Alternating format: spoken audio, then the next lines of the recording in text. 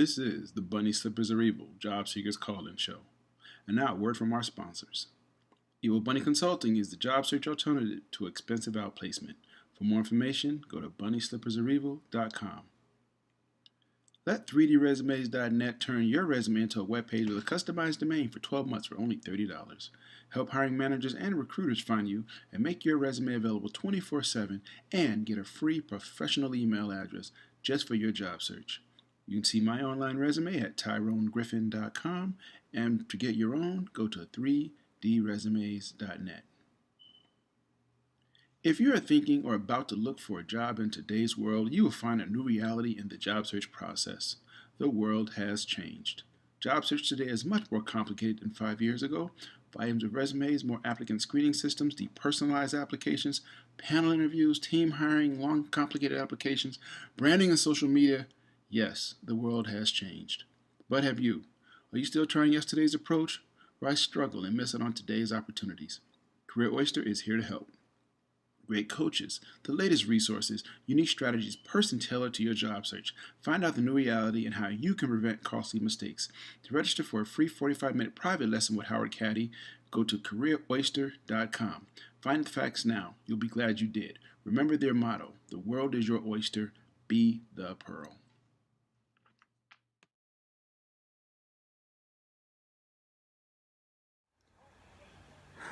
Well, today is Saturday, October 15th, 2016, and this is the Bunny Slippers Are Evil Job Seekers Call-In Show, presented by Evil Bunny Consulting. I'm your host, Tyrone Griffin, and if it's 3 p.m. you have on your bunny slippers, you are not looking for a job. Welcome first-time and returning listeners. In this show, we discuss strategies and tactics of job search, staying motivated, and dealing with career transition. For more tips, resources, daily motivations, and to listen to archive shows, go to the website bunnyslippersareevil.com. There you'll also find links to our Facebook page, our Twitter handle, and our YouTube channel. If you are listening live, you can hit me on Facebook Live, depending on how you got your browser set up, and we'll go from there.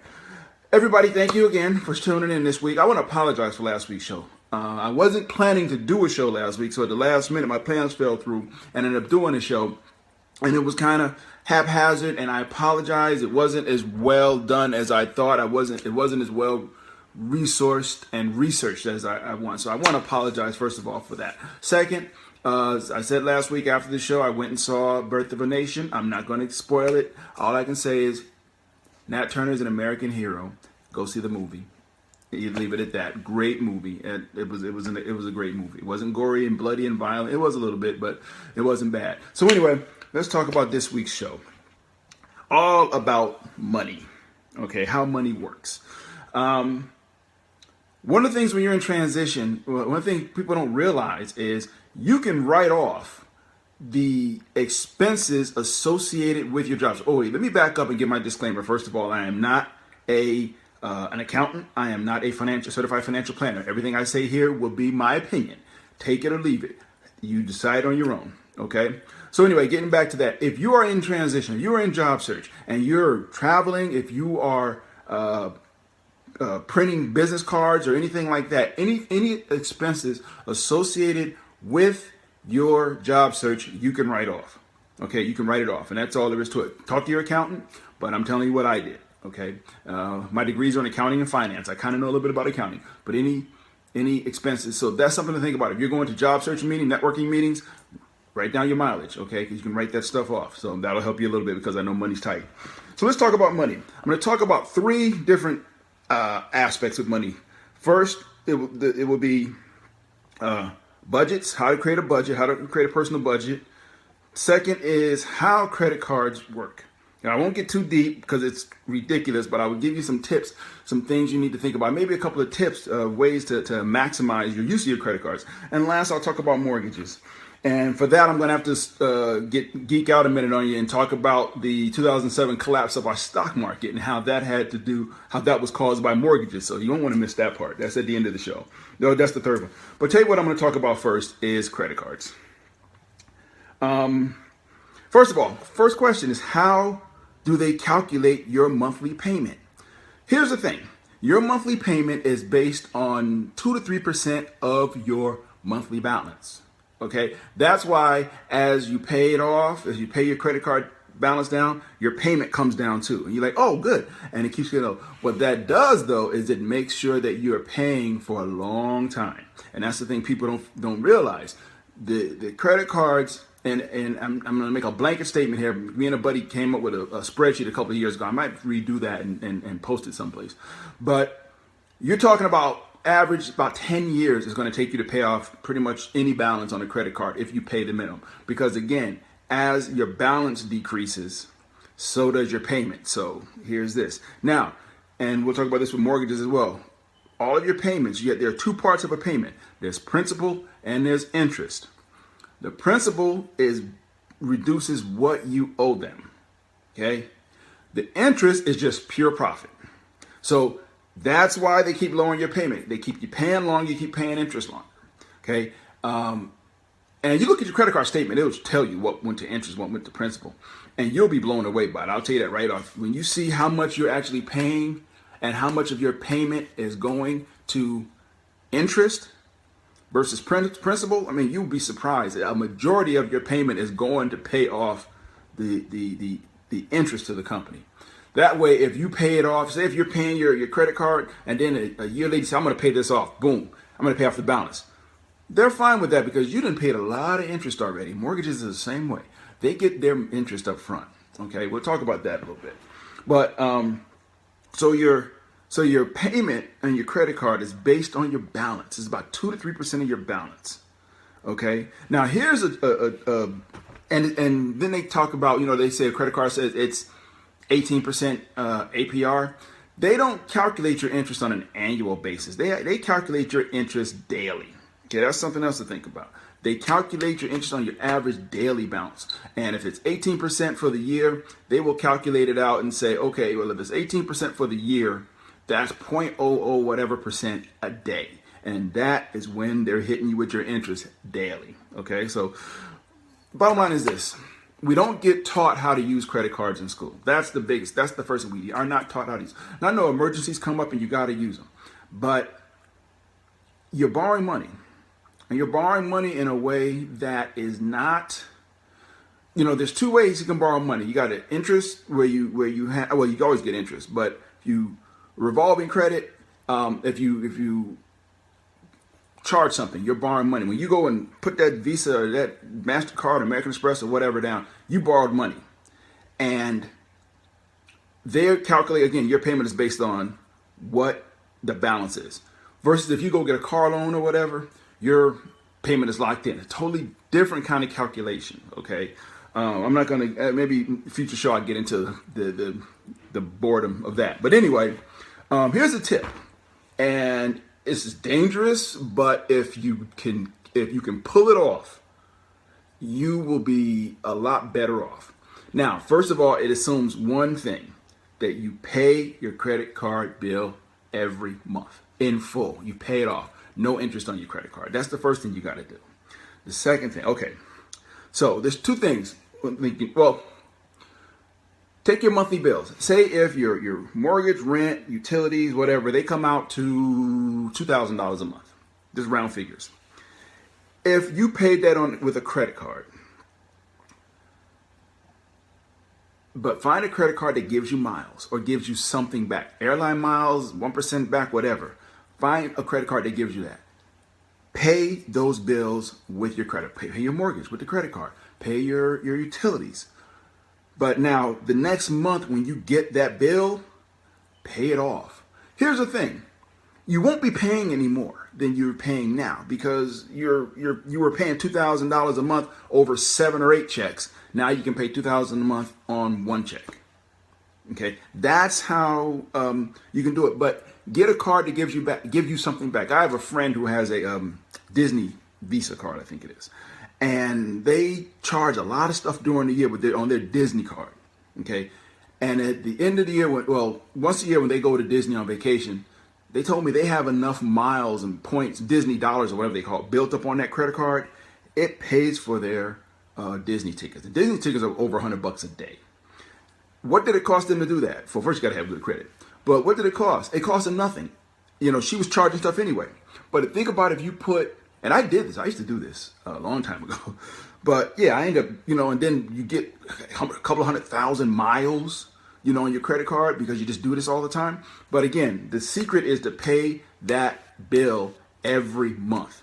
Okay, because then if you don't pay it all off, then you get into that you're being paid, you're being charged interest on it, and that's a whole nother mess. Okay, so pay that bill every month. But if you want to do that, that's one way to maximize your use of credit cards. Okay, to pay, but the cool thing is you're paying your bills, or your bills are being paid on time, so your credit looks good, and you're getting something back. Okay, but find one that gives you miles, gives you something back. Find a card that gives you something back, and find a card that doesn't charge you an annual fee. They're out there. You got to look for it. You got to get good, get your credit up there, but find a card that gives you back something, and boom. So it's like free money. So I mean, seriously, imagine if you pay your monthly bills with your credit card every month. You pay them off. Your budget is the same.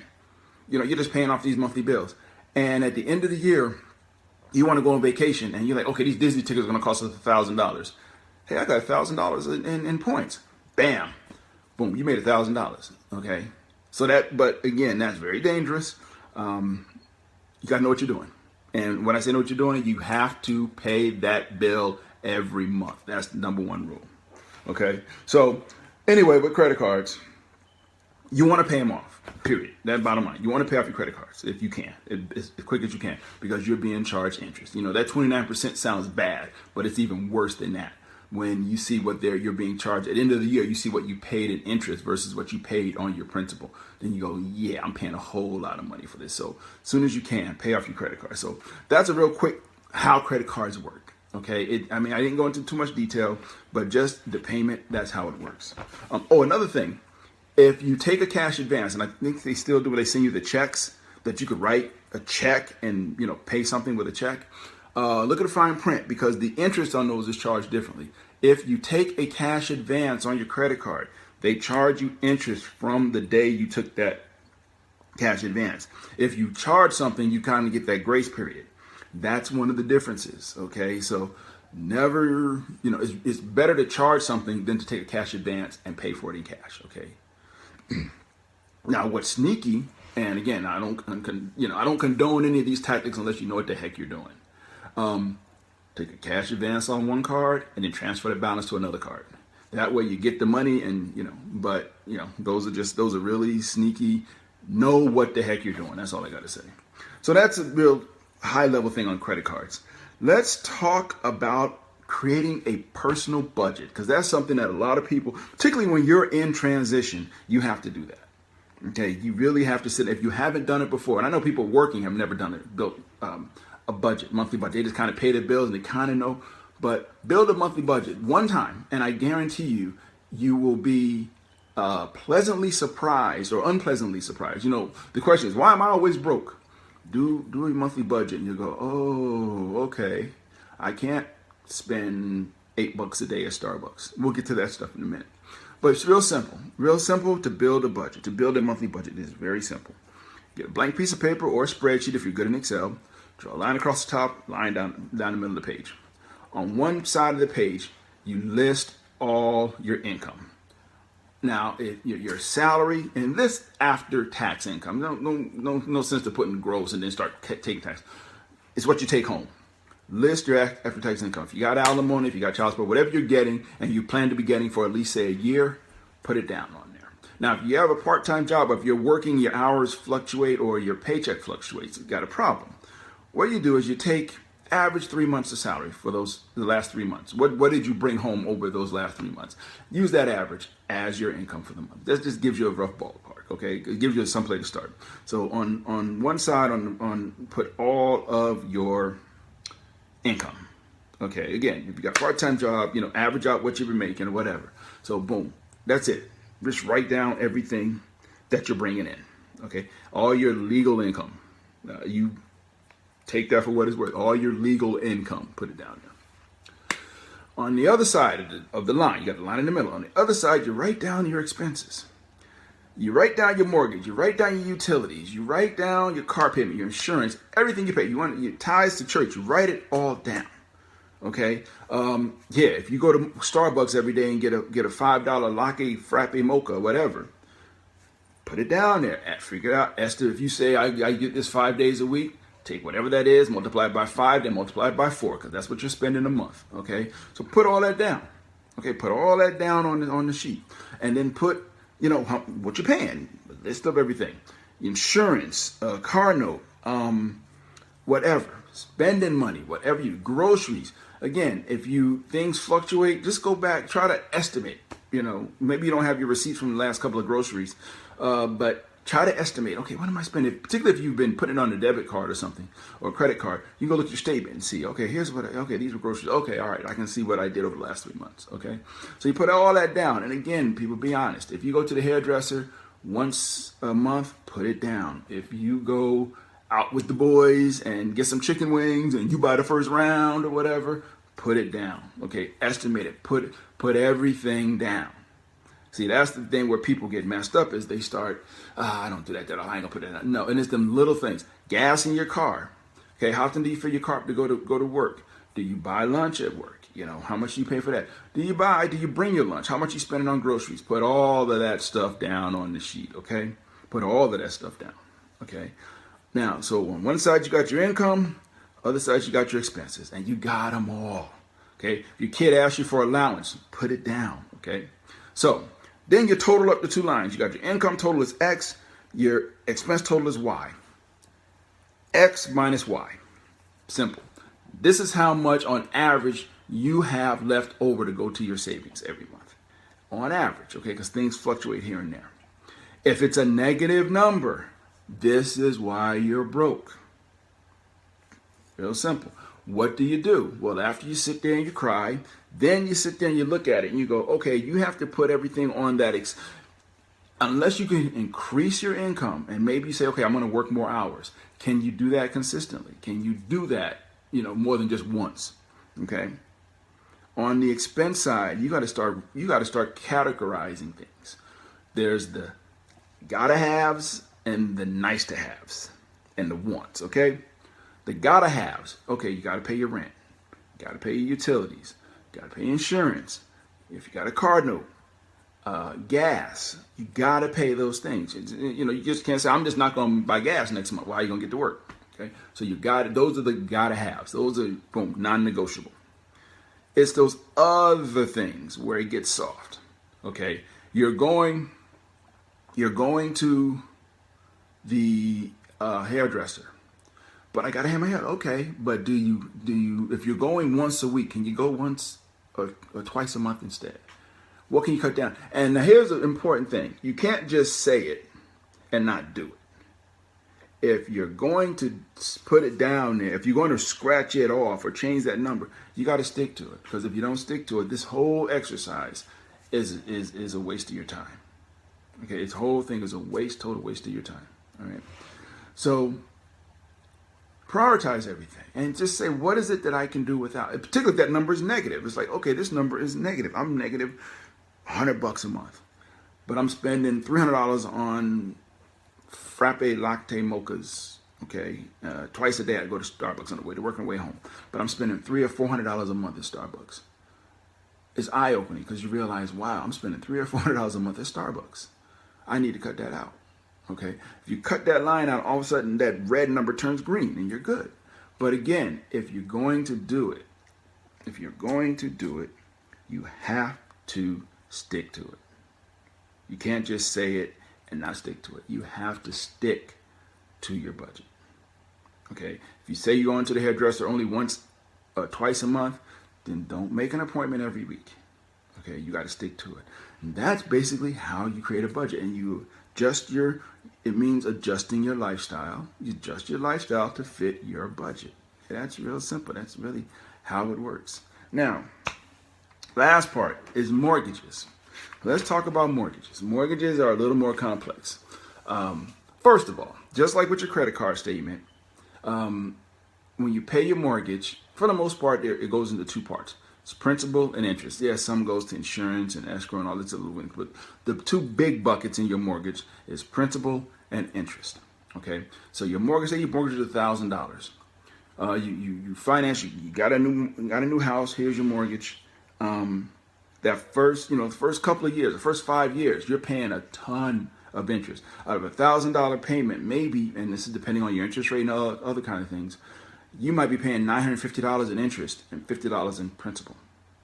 That might be all you're paying, to your on your mortgage. So yeah, that means that first month your balance went down $50. You paid $1,000, but it went down $50. Now that's why the government gives us a write-off. Okay, they give us a write-off on our taxes. So that's one of the benefits of owning a house or townhouse or whatever, condo, whatever. You get a write-off for all that interest you're paying. You get a write-off at the end of the year. Okay, that's one of the best reasons to own, because you're paying the same amount as somebody else is paying in rent, but at the end of the year, you got a big bucket of, ooh, I paid this much interest, I can write it off. Okay, used to be you could write off your credit card interest, and that was a long, long time ago. They got rid of that. But anyway, so your mortgage payment goes into two buckets. It goes into your principal and your interest. Okay, and over the time of your mortgage, 30 years, 15 years, whatever, what happens is it starts out like this, principal and interest, and it goes like this. As time goes on, you start paying more and more interest. But again, remember what I tell you with credit cards. If you ever look at an amortization table, the interest, the banks get their interest first. So those first 10, 12 years, you paid a ton of interest. After that, every payment is really starting to eat into your principal. But you paid a ton of money up front. So now let's talk about how this impacted our economy back in 2007. As I said, you pay a lot of interest up front. So what happens so those two buckets. Now here's what Wall Street does. This is how smart these guys are. They took, say, my mortgage, $1,000, and they said, okay, there's two pieces. We're gonna bundle these interest portions of 1,000 mortgages, 100,000 mortgages, and we're gonna sell these people the interest income, the principal income, the money that every month you pay your principal, and somebody else has bought that debt behind the scenes, and you're paying to these people. Then you got that interest piece. We're gonna sell that to somebody else. So these guys are paying. You ever notice when your mortgage, sometimes your mortgage, all of a sudden you're saying, oh, from now on, you're paying these people, because they sell mortgages back and forth. But Wall Street guys got really crazy and they split the mortgage. So my mortgage, I'm paying one check, but part of it's going to these people and part of it's going to those people because they bought those pieces. So these guys bundled up a ton of mortgage principal payments and a ton of mortgage interest payments. Everybody's good, all's right with the world. What happens if I refinance? Let's think this through. I'm paying all this interest and principal. I refinance my mortgage. The people who are getting the principal payments, I pay off the principal. That's what happens when you refinance. You go get another bank that loans you money to pay off the first bank. All of that money that was principal, that was all those people that own the principal portion of those mortgages, they get paid. Boom. Now, their asset goes away, but they get paid off. So they're like, okay, we got paid off, so we're good. Here's where it gets funky. The people who own the interest payments, say if you bought 1,000 mortgages, and the interest on those mortgages was going to bring you $100 million or whatever over the life of that mortgage. When these people refinance, that $100 million, it goes away. Okay, whoever owned those interest payments, when you refinance, the interest stops because the loan was paid off. So therefore, there is no more interest to be paid. So these people bought this asset of $100 million, and all of a sudden, it's gone. They have nothing. Okay, now what's the chance of that? Okay, get into the rating agencies. The rating agencies would look at these bundles of mortgage pieces and say, well, this mortgage is an A plus, this is a B plus or whatever. This whole tranche, they call it. But this group is A plus or B plus or C plus or D plus or D, whatever. The lower your rating, the better, the cheaper you can get this stuff. If you're a big company, you're buying a bunch of these, you're buying the A prime ones. These are people with good credit and you're going to pay this. You're paying top dollar for that. When you get down to C and D and whatever, you're paying cheap for these. So what the Wall Street people did was they said, okay, all these A, B, C's, and we sold off all the A's. Now we're getting B's and C's. let's repackage the B's and call them A's. Point dead serious. That's what they did. Let's repackage the B's and call them A's. And they went to the rating agencies, and the rating agencies said, yeah, those are A's. They're really B's. Okay. Then they went to the C's, and then they went to the D's, and they called all this stuff A's. A prime mortgages. Remember during 2005, 2006, the real estate market was blowing up, and everybody was getting a house. And there's that movie, the Big Short. Go see that movie. I always tell you, you see that movie, read the book, it's even better. But everybody's buying houses. So the thing is, on top of them splitting these mortgages into two pieces, there was people, the originator, the guy who owned that mortgage, he was selling these things, but he was selling them like the next day or whatever. So he didn't care what he wrote. You know, he would give, and true story, they gave strippers, 4 and 5 mortgages. Yeah, you don't have to prove you got income. You just say, yeah, I make this much a year. Boom, you got a mortgage. And, then now here's the thing. You got fixed rate mortgages and adjustable rate mortgages. A fixed rate mortgage is just what it sounds like. You're paying 4% or whatever for the life of the mortgage. An adjustable rate mortgage, an ARM, might give you 2% interest, and then it increases a little bit every year, and then it maxes out at some 8% or whatever. But you got 2% those first couple of years, so you're like, oh, I'm golden. Maybe I'll refinance before it gets bad. Well, those 2% mortgages, all of a sudden, you're instead of $1,000 a month, your mortgage might be $300 a month. You're like, oh, this is the bomb. I'm sitting pretty. So you're doing that for a couple of years until 2 years out, when that mortgage is set. And they go, okay, we're going to raise the rate and set. So that 2% mortgage, and all of a sudden it might be 6% or 8%. So that $300 you're paying a month, all of a sudden you're paying $1,500 a month. And you're like, dude, I can't pay that. So they foreclose. They come in and they foreclose on you. So the bank still has to get your house.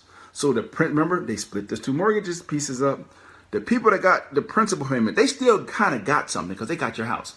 Those people that had the interest, they got nothing. So now, take it a step further. And this is all, you're just paying your mortgage every month, but this is what's going on behind the scenes. Take it a step further. This company bought this bunch of mortgages, $100 million in mortgages. So they write that on their balance sheet as an asset. We have $100 million in an asset. Let's go borrow $100 million because we got collateral. We got $100 million in collateral, right? Okay, so now they done borrowed money and they bought some other stuff or whatever. Well, those mortgages start going bad because people can't afford them. After 2 years, when those rates reset, all of a sudden they start foreclosing like crazy. So that $100 billion asset that company X had on their books goes away. Now they got no collateral. Now they got to pay back that $100 billion loan they took out against this, but they can't because they ain't got any money. Okay, so what do? They took out insurance against it. They said, okay, if this group fails, we're gonna go to AIG and buy insurance in case this thing that we bought fails. Okay, we're covered. AIG was like, cool, man. How much you gonna give me? You gonna give me $20 million to insure $1 billion? That stuff is never gonna fail. Boom, boom, boom, boom. They just selling insurance because they didn't call it insurance. They didn't have to hold a reserve. They just selling these policies or whatever you want to call them to all these different companies that are buying all these pieces of mortgages. Okay, they're buying them like crazy, and everybody say, well, look, we're protected. If this $100 billion goes south, we got insurance with AIG. They'll give us $100 billion back, so we're good. Okay. Now, AIG oversold that stuff because it was free money to them. The stock market, the real estate market doesn't collapse. So they were just selling. They were making a buttload of money just selling this stuff. They were making a ton of money selling these mortgages, selling these policies against these mortgages. What they didn't know was that the guys that were building those pieces, they were building them to fail. Okay, they were building them to fail because they realized, you know what, if we sell this piece, these group of mortgages, and they fail, we're going to go to AIG and buy insurance against them too, because we know what we put in there. We know they're going to fail, so we're going to buy this cheap insurance from AIG, and when it fails, we'll get paid too. AIG was like, go ahead, whatever, boom, everybody gets a policy, okay? And the mess went sour. Somebody stopped paying the mortgage, and everything collapsed because it's a house of cards, So when it went south, it just collapsed, and now all these companies are, okay, our asset got wiped out. Give us $100 million. AIG was like, we ain't got it. Why? Because we sold it to everybody else. You didn't get here first. They was here at 9 o'clock this morning. You didn't get it at 10:30. Okay. So now everybody's freaking out. Okay. That's why the stock market collapsed, because all these people had taken this money, this fake money, borrowed against it, bought all kinds of stuff. Now they got no collateral. Now the bank's like, yo, dude, I get you $100 billion for this. What's your collateral? Well, we ain't got no collateral. give them $100 million back. I ain't got $100 million either. We got a problem. And that was how the stock market crashed. So anyway, going back to your mortgage. So all of this starts with just a mortgage. Okay. So anyway, that's the money show. Pay your mortgage. Tips for paying off a mortgage early. Some people say if you pay an extra payment every year, one extra payment every year, it goes straight to principal. And they say you can cut 5 to 10 years off your mortgage if you do that. If you pay one extra mortgage payment a year and put on there when you send the check in, this is a principal payment, so they don't apply it to a future payment or anything. Say this is a principal payment. That's the tip for trying to pay off your mortgage early. Try to get a 15-year. Rates are still low.